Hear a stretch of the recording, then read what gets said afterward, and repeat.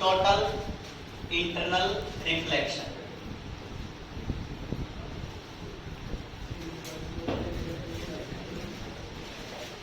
ठीक है, TIR बोलते हैं इसको, टोटल इंटरनल रिफ्लेक्शन। क्या होता है ये TIR? जैसे एक मीडियम है, यहां पे ये डेंसर है और ये रेयर है।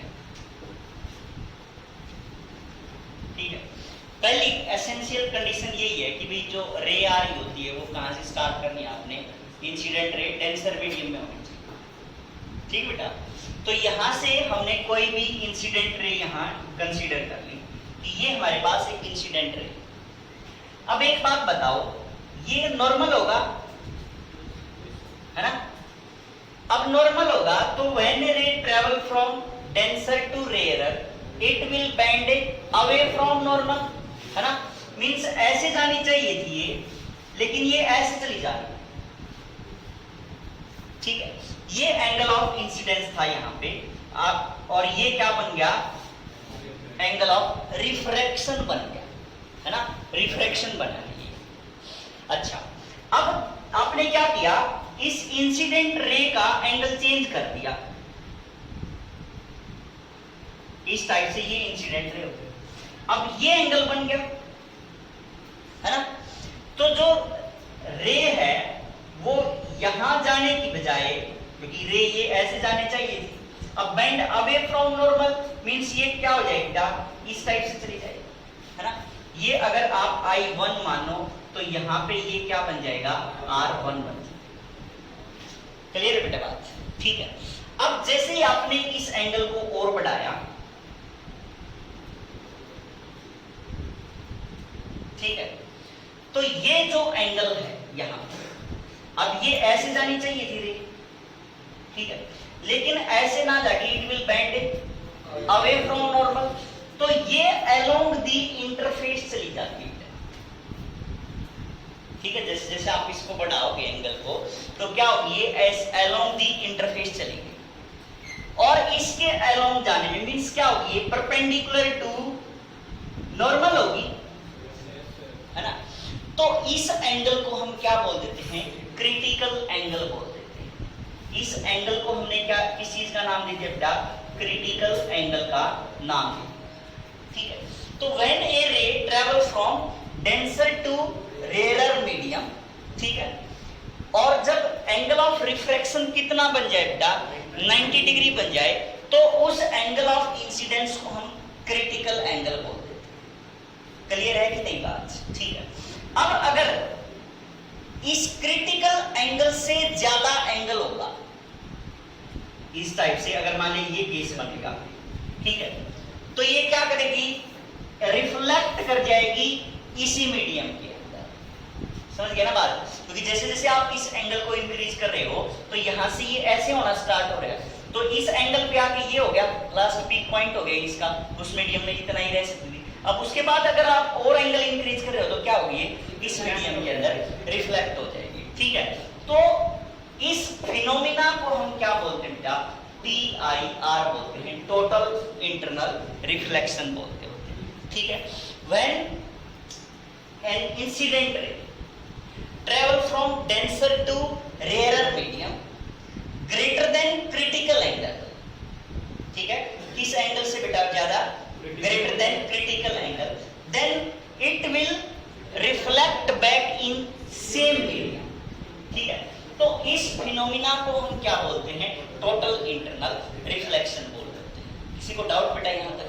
ठीक है, टोटल इंटरनल रिफ्लेक्शन, इंटरनल जो वर्ड है क्योंकि इसी मीडियम के अंदर होगी, ठीक है, रिफ्लेक्ट हुई है। अब देखो एक्चुअल में तो क्या देखा था आपने कि डेंसर टू रेयर मीडियम जा रही है, कोई भी रे जा रही है, क्योंकि रिफ्लेक्शन आपने मिरर के अंदर देखा था।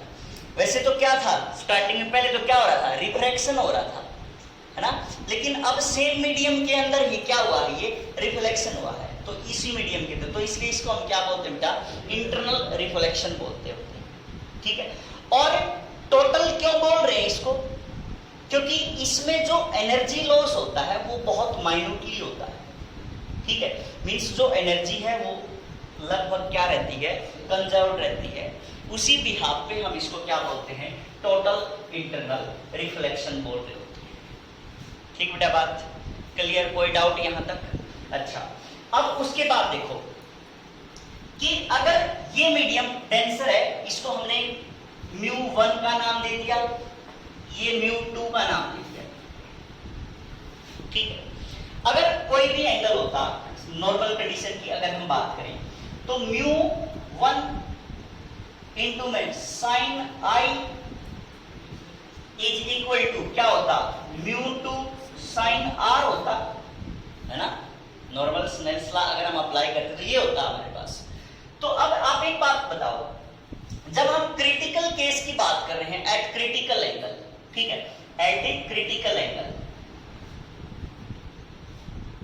तो उस केस में μ1 इंटू में साइन सी हो जाएगा, आई क्या बन गया, सी बन गया, इज इक्वल टू μ2 इंटू में साइन आर कितना बन गया, 90 बन गया, है ना।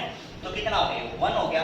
तो साइन सी किसके इक्वल हो गया बेटा, μ2 डिवाइड बाई में μ1 के इक्वल हो गया, ठीक है। तो μ21 किसके इक्वल आ गया, साइन सी के इक्वल आ जाएगा। और refractive index of medium 1 with respect to 2 की बात करें तो वो किसके इक्वल आ जाएगा, 1 बाई में साइन सी के इक्वल आ जाएगा, है ना। क्योंकि मैंने इसका क्या कर दिया, रिवर्स कर दिया, रिवर्स कर दिया तो किसके इक्वल आ जाएगा, रिवर्स हो जाएगा, ठीक है ना बात। तो ये हमारे पास देखो क्या होता है, जो चेंज अगर आ रहा होता है ना बेटा, वो दूसरे मीडियम की वजह से आ रहा होता है। देखो इसमें तो ये चल ही रही थी इस मीडियम के अंदर, तो ठीक है। तो जो चेंज लेके आने के लिए रिस्पॉन्सिबल है वो कौन सा मीडियम है, ये वाला मीडियम रिस्पॉन्सिबल, समझ गए बात, ठीक है। तो इसलिए इस टाइप से हमने μ2 विद रिस्पेक्ट टू 1 लिखा, तो ये किसके इक्वल है, साइन सी के इक्वल। यहां तक कोई डाउट बेटा, ठीक है। अब इसकी हम कुछ प्रैक्टिकल एप्लीकेशंस की बात कर रहे हैं कि भाई TIR का हम कहां पे यूज कर रहे होते हैं, ठीक है। जैसे आपने प्रिज्म देखे होंगे बेटा, ठीक है, और प्रिज्म में इस टाइप से ये है ना, तो ये एंगल 45 डिग्री, ये एंगल कितना बेटा 45 डिग्री है, ये एंगल कितना बेटा 90 डिग्री, ठीक है। तो अगर आपने रेज को बेंड करना है, रेज को क्या करना है, बेंड करना है एट एन एंगल 90 डिग्री, ठीक है। तो उस केस में ये रे यहां से ऐसे आएगी, ठीक है। नॉर्मल होगा, नॉर्मल क्या होगा, इसके परपेंडिकुलर, नॉर्मल क्या बनेगा, इसमें फ्लैट सरफेस है तो परपेंडिकुलर, और कर्व था तो अलोंग दी रेडियस था। तो ये जितना एंगल बना, अब ये 45 है, ये 90 हो गया, तो ये कितना बना, 45 बना। ये कितना बनेगा फिर, क्योंकि ये और ये कितना हो गया, 90 हो गया, तो ये कितना बना, 45 बना, ठीक है। अब I is equal to R के हिसाब से अगर यहां पे रिफ्लेक्शन हो रहा है तो इस टाइप से, ठीक बेटा। तो ये भी कितना बन जाएगा, यहाँ पे 45 डिग्री का एंगल बन जाएगा। वैसे यहाँ पे कौन सा फिनोमेना हुआ है, TIR का हुआ है कि when a ray travel from, ये डेंसर हो गया, फिर यहाँ पे क्या आ गया, रेयरर आ गया, डेंसर टू रेयरर, ठीक है। और किस एंगल से इंसिडेंट हुई होगी, ग्रेटर देन क्रिटिकल एंगल से, ठीक है। क्लियर है बात, कोई डाउट बेटा यहां तक, कोई डाउट नहीं, अच्छा। तो इस टाइप से ये अगर आपने देखो रे यहां से ऐसे आ रही थी, डायरेक्शन क्या कर दिया आपने, चेंज कर दी इसकी, तो डायरेक्शन चेंज करने में भी हम इसका यूज कर रहे होते हैं। क्लियर है बात, अच्छा। कई बार इसकी डायरेक्शन इस टाइप से अपोजिट चेंज कर लेते हैं हम,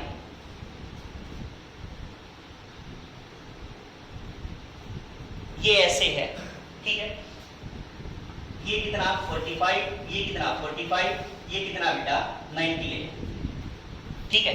ऐसे अगर आप इसको ट्रीट करा रहे हो तो ये रे आएगी इस टाइप से, ठीक है, ऐसे बेंड हुई है, ठीक है, TIR लगेगा, यहां पे भी क्या लगेगा बेटा, TIR लग के वापस से इसी उसके अंदर आ जाता है, ठीक है। तो रिवर्स डायरेक्शन के लिए भी हम इसका यूज कर लेते हैं, TIR फिनोमिना होता है उसका हम यूज कर रहे होते हैं, ठीक है। कई बार अगर ये ऑब्जेक्ट होता है यहाँ पे इस टाइप से, अगर ये ऑब्जेक्ट होता तो ऐसे आ रही होती रेंज, ये A पॉइंट होता, ये B होता, तो इसकी यहाँ पे, इसकी यहाँ पे, ये यहाँ आ जाती, ये यहाँ आ जाती, ये यहाँ आ जाती और ये यहाँ आ जाती, ठीक है। तो ये इसको हम लेटरल इन्वर्जन बोलते हैं, है ना, लेटरल इन्वर्जन का। तो लेटरल इन्वर्जन में भी हम किसका यूज कर रहे होते हैं बेटा, TIR का यूज कर रहे होते हैं, क्लियर है बात, ठीक है। अब जैसे आपने वो देखा होगा जो डायमंड है वो ज्यादा चमकता होता है ना, तो वो भी किसकी देन बेटा, TIR की देन, ठीक है। डायमंड ज्यादा क्यों चमक रहा होता है, क्योंकि एक्चुअल में क्या होता है कि जो डायमंड होता है उसका रिफ्रैक्टिव इंडेक्स 2.4 समथिंग होता है, ठीक बेटा, जो कि कंपैरेटिवली लार्ज है as compare to simple glass, ठीक है।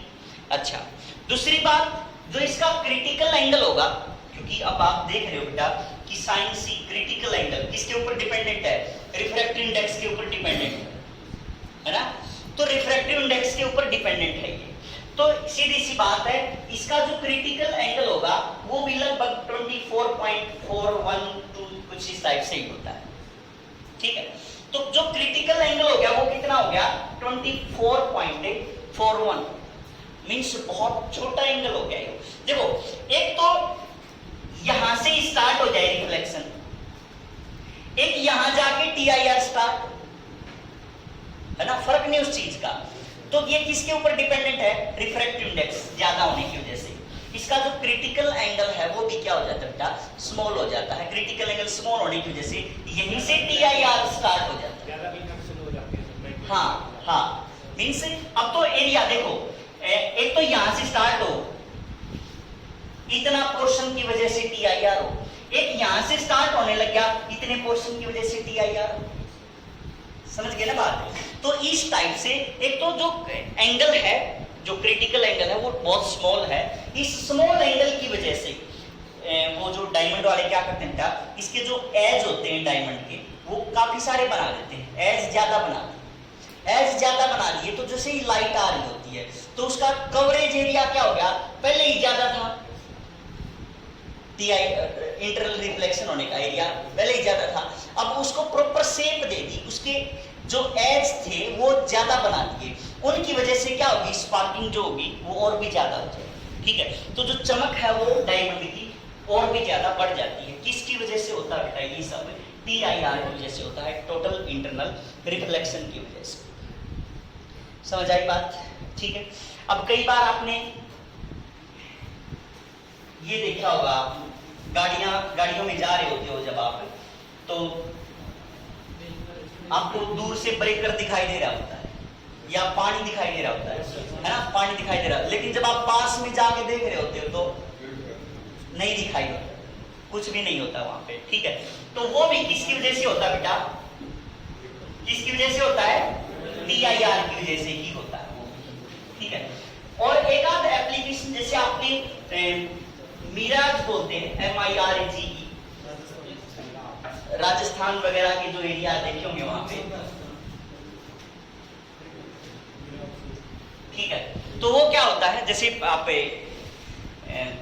तालाब के किनारे कोई पेड़ है और उसको आप देख रहे होते हो, तो कई बार तालाब के अंदर जैसे देख रहे होते हो तो उस तालाब, उस पेड़ की इमेज नीचे दिखाई दे रही है ना, मीन्स इस टाइप से आपके पास, जैसे ये मान लिया कि ये कोई पेड़ है,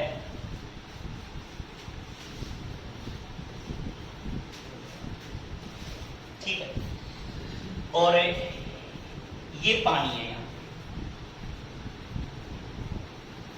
डेजर्ट जो एरिया होते हैं उनमें ज्यादा देखने को मिलते हैं ये चीजें, और जब अपने हरियाणा के अंदर थोड़े से गर्मी वाले दिनों में ज्यादा देखने को मिलेगा, ठीक है। क्योंकि क्या होता है, जैसे ही गर्मी होती है, टेम्परेचर इंक्रीज होता है, तो जो रेत है, मिट्टी है, उसका टेम्परेचर भी क्या हो जाता है, इंक्रीज हो जाता है।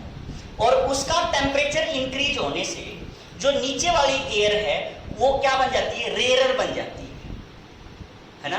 जैसे आप किसी भी चीज गैस को गर्म कर रहे होते हो, गैस को गर्म करते हो तो क्या होते हैं, उसके पार्टिकल्स एक्सपैंड हो जाते हैं, है ना।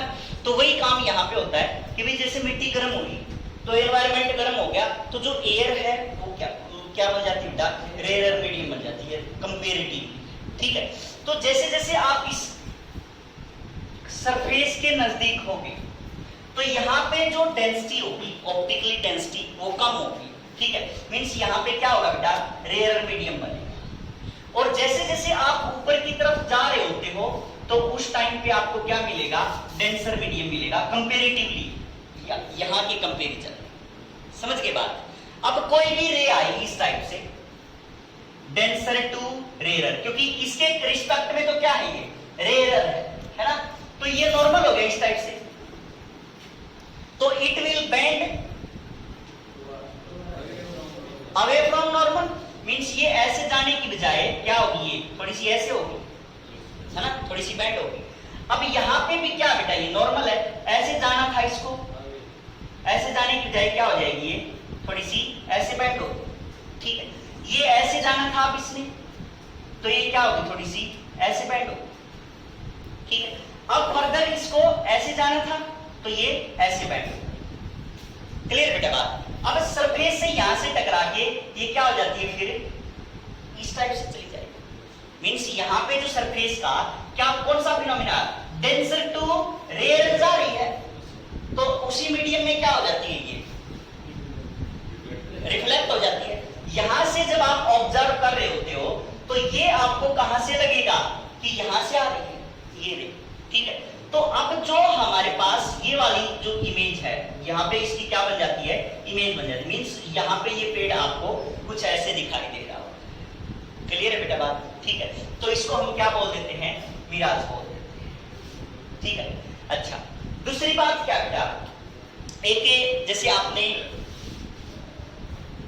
ऑप्टिकल फाइबर केबल सुनी होगी, ठीक है।